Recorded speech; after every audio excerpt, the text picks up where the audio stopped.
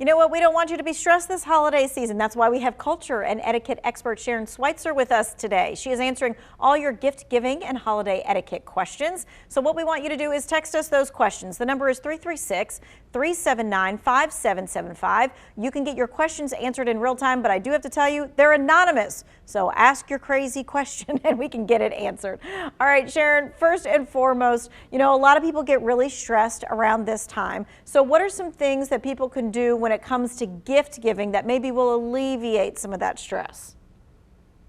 One of the best things you can do is get started early and make a list. Make a list of those people who you really have kept in touch with this year. Number two, make a budget and stay within that budget. It's really important to do that.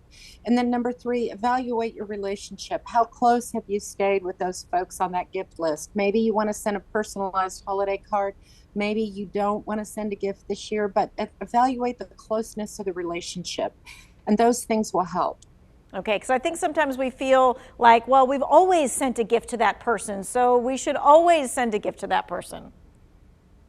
Well, and you don't always have to do that. Sometimes if you normally send a gift, you can send a handwritten personal holiday card that says, you know, we're thinking about you this time of year. We hope you're doing well. We send you all the very best holiday wishes. But sometimes, you know, relationships evolve. They weave the fabric of our life, but they evolve, and we don't always send a gift to everyone every year. That's good to know. That I think that makes us all feel a little bit better. All right, let's talk about giving gifts and giving gift receipts and why that is so very important. Yes, it is, not just now during the holidays, but it's important all year round. If you give a gift for any event or any occasion, include a gift receipt.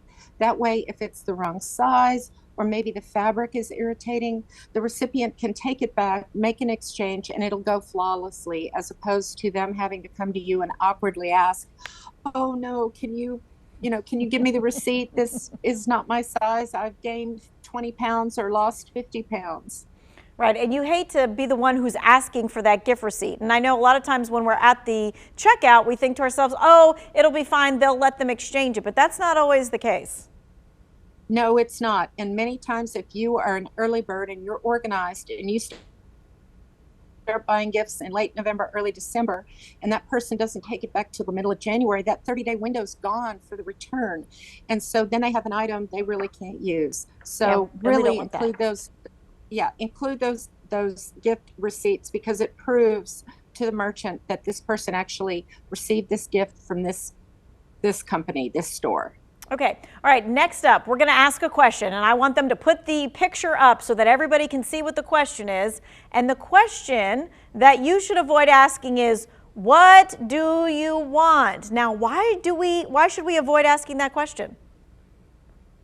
Whenever we buy for people, usually we buy for those closest to us or that have meaningful impact in our lives, and we should know their personal hobbies, their favorites, their what they do on a day-to-day basis, what they enjoy, what they're allergic to. So you want to try to avoid asking that question unless it's someone who's really super particular, and every year they tell you, this is what I want for the holidays. This is what I want for a gift this year. And some people will do that. But if you can, try to figure out based on their hobbies, golf, sailing, whatever they may like to do, and give them a gift along those lines. A gift card even to a camera shop.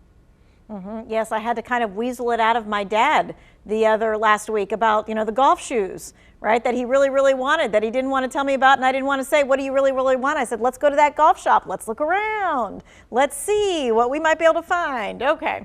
All right. So here's another thing. How do we say thank you appropriately? Is it something that has to be done in person? Is it something that has to be done in a handwritten note?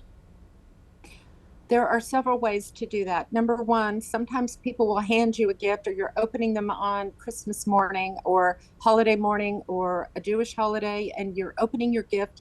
What you want to do is look at the gift giver in the eyes, thank them for the gift, use their name, tell them how much you appreciate it, and be sincere. Okay, if you don't like the gift, you don't have to say, oh, I love it, or I don't like it. All you have to do is say, thank you so much for thinking of me. I can tell you put a lot of thought into this, and your effort is really appreciated. Thank you so much. Now, If it's someone who lives far away, they've shipped you a gift, maybe they sent you a gift in a card or a gift card, you can write them a handwritten note. People love handwritten notes. It's the first piece of mail they open. Yes, you can send a text and an email as well, but those handwritten cards are cherished.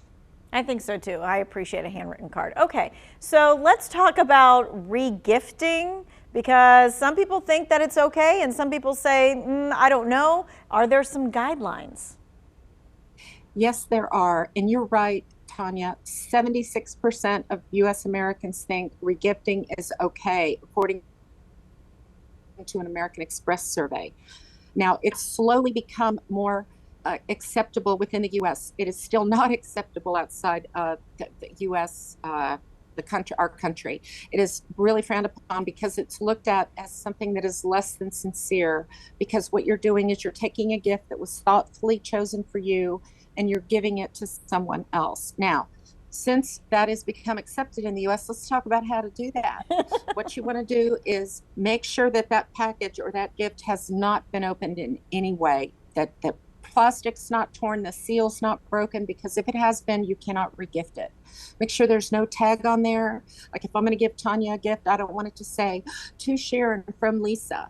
And then I give it to Tanya and Tanya knows immediately that's been regifted. So remove all the tags, put it in a brand new bag or box with fresh wrapping paper. And if you want, some people will even say, I received this gift, it's a regift, but I think it's something you will absolutely love. So a lot of people will do that because they feel like that has a little more integrity. But it's up to you. You're the gift giver. You're the gift giver.